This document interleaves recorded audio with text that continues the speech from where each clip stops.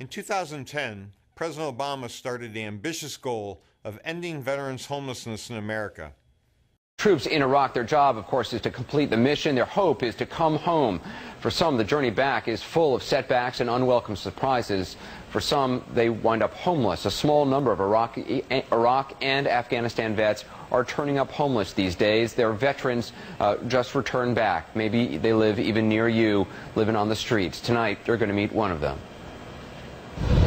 There are two things National Guard Corporal Joe Ricaldo never dreamed he'd see: the sun setting over Iraq and the sun setting over his '98 Plymouth, the car he now calls home. I never pieced the gun turret. Joe was the gunner in this Humvee when his vehicle took a sharp turn and flipped. His body was nearly crushed underneath. Joe suffered traumatic brain injury, broke his back, all his ribs, and shattered his left arm. He was unconscious for days. They told my sister they were going to fly her out there. I wasn't going to make it. But to the surprise of his own doctors, he survived. Over many months, doctors pieced him back together, using metal rods and screws to fuse his spine and metal plates to hold his shattered arm together. So you got a lot of metal in you. A lot of metal. Could probably build a small Eiffel Tower with the hardware I got.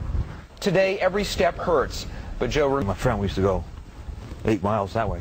Joe can't lift more than 10 pounds, so he couldn't go back to being an auto mechanic. Instead, he took a job with the National Guard patrolling Penn Station in New York. He says he lasted 6 months before landing in the hospital again with back pain and a bone infection. And at that point, I gave up. I simply gave up. I know I can't work. I have no income coming in. I'm finished. What he had coming in was $218 a month from a disability check. So it wasn't long before Joe, at age 50, ended up homeless. This is my clothes closet here. The trunk is your closet? Yeah, forgive me, the maid never showed up. I'm on a fire when I get a hold of it. Joe says he's looked for part-time work with no luck. Hey, Joe. Hey, Bo. How are you? He has one sister and a few friends who've offered to help, but he's too proud to accept it and too proud to stay in a shelter.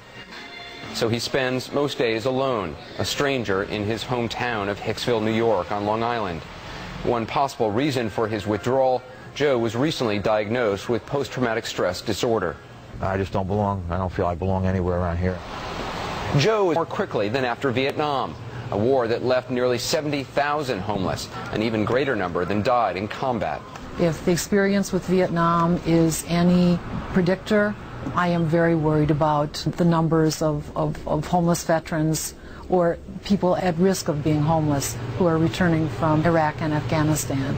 The Department of Veterans Affairs is working to avoid a repeat of what happened after Vietnam. There was a delayed effect with a lot of veterans after Vietnam.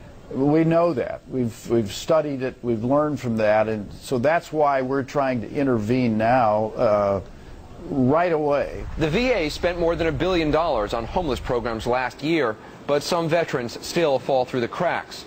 Misclassified, as the VA now says Joe was, unable to receive full compensation. You feel sort of like you got lost in the system? Absolutely. Lost. I'm still lost. I'm still dizzy for what happened. And sick and tired of fighting for benefits. Last month, though, Joe's persistence began to pay off. His disability status was raised from 20% to 60%, or $873 a month.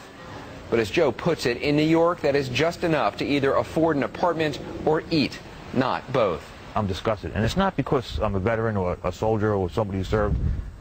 That means nothing. You know, we choose to go. No one forced us to go. I'm just saying you should be treated like a human being, for God's sakes. It's all I want. And then I think about the other veterans from other wars, and they're still fighting to this day. It's horrible. And I had to live it. It was only after CNN made repeated inquiries about this case that the VA called to inform us that Joe would finally be granted full 100% disability status, retroactive to March and worth $2,600 a month, meaning he may actually get to sleep in a real bed very soon. When we called Joe with the news, he said he'll believe it when he gets the first check. The war in Iraq may have broken his body, but it's the fight here at home that's come close to breaking his spirit. Well, on Monday, we'll have more stories from veterans to tell in our special edition of 360 coming